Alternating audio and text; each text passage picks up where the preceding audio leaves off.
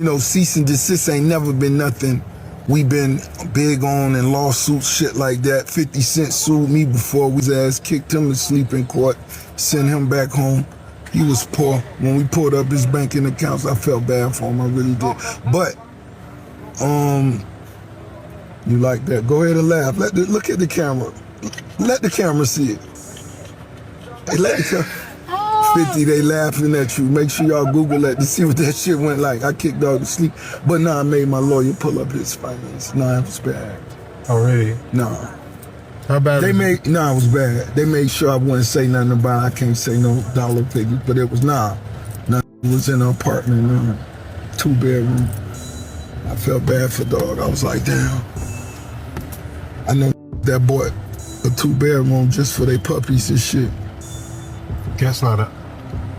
Gotta hustle hard. Gotta hustle every day. Rick Ross is talking about back in 2015, 50 Cent sued Rick Ross for over $2 million because Rick Ross remixed the In the Club record, you know what I'm saying? Now, Rick Ross beat the case. It was ultimately dismissed by a judge. Just another L that 50 took to Rick Ross. Like, Rick Ross is probably one of the few rappers that won the beef against 50. You know what I'm saying? Like, 50 has ended careers, bruh. Ja Rule. But when it came to Rick Ross, bruh, it's like Rick Ross got bigger when he started beefing with 50 Cent. 50 ended up linking up with Rick Ross's baby mom and ended up filming an inappropriate tape with her. And he ended up getting sued because of that. And he lost, you know what I'm saying? But yeah, man, the case, it didn't go in 50 Cent's favor because a judge ruled that 50 Cent did not own the copyright to the original song, which belonged to his former label, Shady Aftermath. So they would be the ones that would have to sue Rick Ross, which they ultimately decided not to do, right? So Rick Ross is saying that during that time, he found out that 50 Cent was broke. He found out that 50 Cent is living up to his rap name. I guess he was able to see 50 Cent's, I guess his accounting and stuff like that. And it didn't look good, right? And this makes sense because 50 Cent filed for bankruptcy in 2015. So this is right around that time when 50 Cent filed for bankruptcy. You know what I'm saying?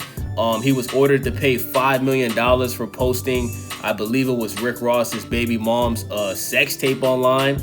He also was ordered to pay $17.2 million to Sleek Audio after a partnership failed, which was a major factor in his financial issues. And he later sued his former law firm for $32 million, claiming that they gave him poor advice, and he lost that appeal. So 50 Cent, who at one time was worth, I think, $150 million, right?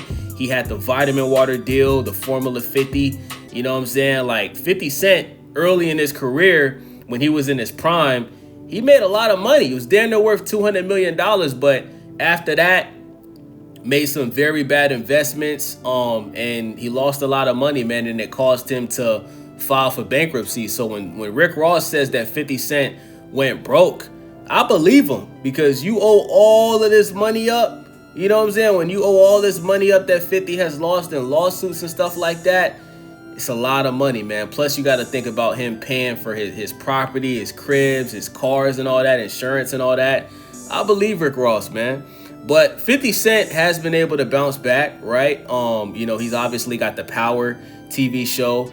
And as of right now, they're saying that 50's net worth is back to 100 million, you know, due to how successful all of his Power shows have been. Shout out to G-Unit Film and Television.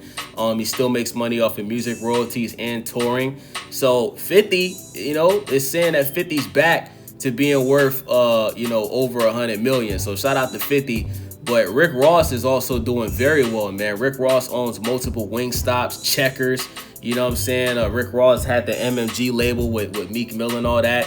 And as of right now, Rick Ross is worth over $150 million, okay? He earns millions of dollars through over 30 Wingstop franchise locations. He also has real estate investments and endorsements, man. So shout out to Ricky Rose, man. You know what I'm saying? He also owns a 109-room mansion called the Promised Land in Georgia, which he purchased from Evander Holyfield, who's a legendary boxer.